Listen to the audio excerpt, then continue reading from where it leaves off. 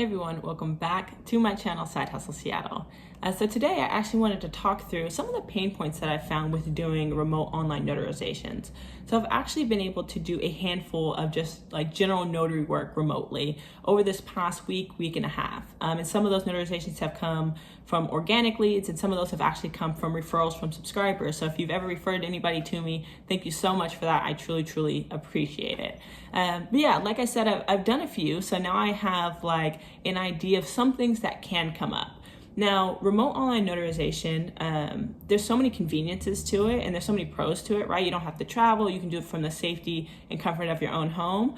But there's definitely some cons as well. And one of those cons is the fact that you're dealing with technology. And when you're dealing with technology, there's a lot of different things that can come up that can make it hard for you to have a smooth signing, right? And so, of course, you may be dealing with a signer who's not technologically savvy. You could be having internet issues. The platform could be having issues. And as those things come up, you really have to kind of think through how are you, one, going to try to prevent them? And then two, when they do come up, how do you mitigate them? And so that's kind of what I've started to think about since I have run into some issues. I actually had a signing last week that should have taken like 5 minutes that actually ended up taking like an hour and a half because of some of the issues that I just mentioned. And honestly, like, that is okay. Things are going to come up. I mean, of course, you don't want that to be the norm. You want people to have an amazing experience, but things are going to come up. And as time goes on, you're going to get better at knowing how to deal with them and prevent them and mitigate it in the moment and problem solve. But I want to make sure that if you're also looking to do remote online notary work, that you're just kind of aware of some of these things. So that way you can start to think about them before they even happen. So let's get into it. So first things first, just getting somebody into the signing, like set up and into the signing, 100% takes the longest. Like once they're in the signing, I've found that I haven't had really many of any troubles, but it's getting somebody like set up with their account and kind of through all the basics that takes so long for some reason. And that's even using a platform that I feel like is super easy and straightforward, like Live Notary. Because of course, you know, the signer has to create an account and then they have to check their cameras, they have to check their microphone, they have to take a picture of their ID for the verification. And there's just a lot of steps that go into it. And in the beginning, I just kind of like sent people in an email when I was going to have a signing, like bullet points of exactly kind of what to expect and what they need to do. But then I found like that wasn't as helpful as I thought it would be. So I started asking people to watch the Live Notary video that they already have on how to set up an account before they start. That way they can kind of have a better sense of what's going on. And I've still found that people get confused. So now I just hop on the phone before the signing to help walk people through. But that's not always the most convenient thing. I'll do it because of course I want the person to have a great experience and I want to get them into the signing. But there definitely needs to be a way for me to be able to better communicate what all goes into it, so that way they don't run into all of these hiccups and they feel like they're not stressed out just trying to get signed up and into the signing. So once they get into a signing, I've had no problems. It's literally just getting set up. It takes like everybody like 45 minutes for some reason.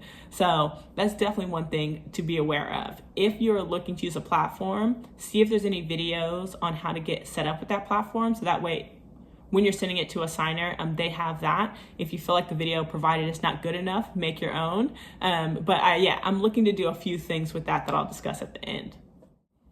Okay, so the second thing that literally gets everybody are the KBAs, or the knowledge-based authenticator questions. So these are kind of the same questions you get if you've ever like signed up for a credit card or whatever the case may be. No matter what platform you use, the person that you're doing the notarization for has to take these questions because they want to be able to verify their identity and make sure they are who they say they are.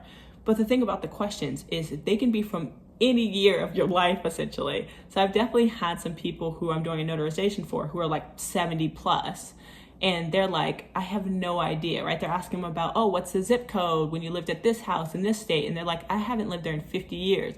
I have no idea. And I'm like, I don't know either. So you're just gonna have to guess. But I have not had a single person pass the KBAs first time around. Everybody has had to do it twice. And for Live Notary, I think you can only do it twice, if I'm not mistaken. I haven't run into the issue where anybody's got kicked out, so that's a good thing. But those 100% are a huge struggle for everybody. And because it's timed, you only have 2 minutes to do it. So it's not like they can go and look it up and do all of that. So I've found that people struggle.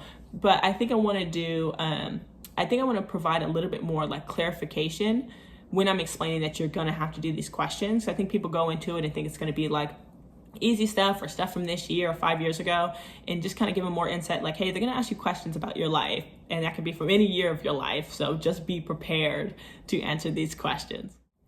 And so the last one, and easily the hardest one to navigate, are issues with technology, right? Whether it be software or hardware. So your internet is not working properly, your computer, phone, tablet is not working properly, the platform's not working properly, and that can be on the signer's end or it can be on your end. I actually had a notarization last week where we had finished we completed everything. I went to close the session, and once I closed the session, that's when they'll be able to pay and retrieve their documents. And for whatever reason, it just would not end the session. It was like a glitch with the platform, a small glitch with the platform. And so it ended up being okay. I contacted Live Notary. They retrieved the documents for me on the back end. I ended up emailing to the person. But still, it's a little bit jarring in those moments. And you kind of end up being like a part-time IT person, right? Because you're just trying to like fix through small things. But I feel like it's definitely one of those things that you know that this kind of stuff can come up. It's definitely not going to be the norm, but it can come up. And when it does, you need to have a plan. And that's what I felt like I didn't have. I didn't have a plan for what I wanted to do, right? I could have, said, hey, it's not working. Do you want to try again later? I could have, done this, that, and the third. But at the end of the day, I wanted to be respectful of that person's time, of my time, of their experience, because of course I want them to use me again. I want them to refer me to other people. And so I ended up just like comping it. I didn't have them pay. I was like, hey, this one's on me because you had a less than ideal experience. But it's definitely one of those things that taught me it's really important to have a plan when something like this comes up, right? I should never be like in a situation where something comes up and I'm like, what do I do? What do I do? So it was a good learning experience, and luckily they were super patient with me. But definitely something to keep in mind as you're using these platforms, because like I said, a number of things can go on. You can't control if somebody's internet is not working right. You can't control if somebody's computer all of a sudden acts up. You can't control if the platform has a glitch. But when and if it does happen, you can control how you act. And so that's one of the things I definitely want to make sure I go in a lot more prepared on those situations. So, at the end of the day, like, I'm the notary. So it is my job to set myself up for success and to set the signer up for success. And so I've been thinking through a few different ways to help prevent some of these hiccups and kind of make some of these go smoother. So first things first, I think I want to do like an infographic on how to set up an account and just how to get started, and a little bit more information about what to expect. Because right now I have, of course, a little like elevator pitch, if you will, about what steps are going to go into it. It's like 5 bullet points. And then of course, Live Notary has the video already that I think is helpful. But I think what I'm going to do is have like a little, picture with the blurb, and kind of that'll bring people through how to set up an account, how to make an account, what exactly to expect in a very easy to read way. For anybody who may be using the platform, regardless of their knowledge of technology. Like, I want to make it extremely simple and straightforward and streamlined. So no matter who I'm with, they should be able to look at it and say, okay, I understand now how to get set up with the signing. So I'm looking to make that. When I do make it, if you're also using Live Notary, I'll make it public. So if you want to use that or send it to your signers or whatever the case may be, feel free to send that to your signers. So stay tuned. I'll let you know when I finish making that. So also one of the things that I'm thinking of doing is doing a FAQ page on my website, Snow's Notary Service, to kind of help walk people through what they can do if they run into issues, whether it be like their internet's going slow or their phone's glitching or they're having trouble with this, that, and the third. I want to make sure there's a place that they can go and look on how to kind of mitigate some of these things on their own. Of course, I'm always here to help walk them through, but I want to make sure that information is presented for them so they don't feel like they're in the dark and they kind of feel like they have some resources if they need it. And I would just say the last thing that I'm looking to do is probably get more than one independent platform, because currently Live Notary is actually the only platform that I use that allows me to bring on my own signers, and because I felt like that's all I needed. But in the example where I gave where there was that glitch, right, I had nowhere else to turn, and that's an issue.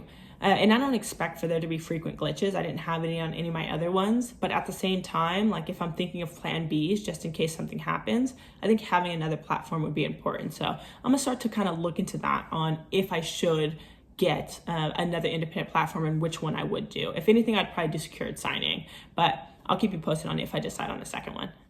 So as frustrating as it can be, like when a signing doesn't go as smoothly as I would want it to. I'll be honest, I actually love problem solving. So I've actually been really enjoying this journey of doing remote online notary work, right? And figuring out the pros and the cons and the good and the bad and trying to mitigate through that and plug and play different solutions. It's just something that I naturally enjoy. So it's actually been really fun trying to work through this and trying different tactics to kind of set myself up for success and make this thing successful overall.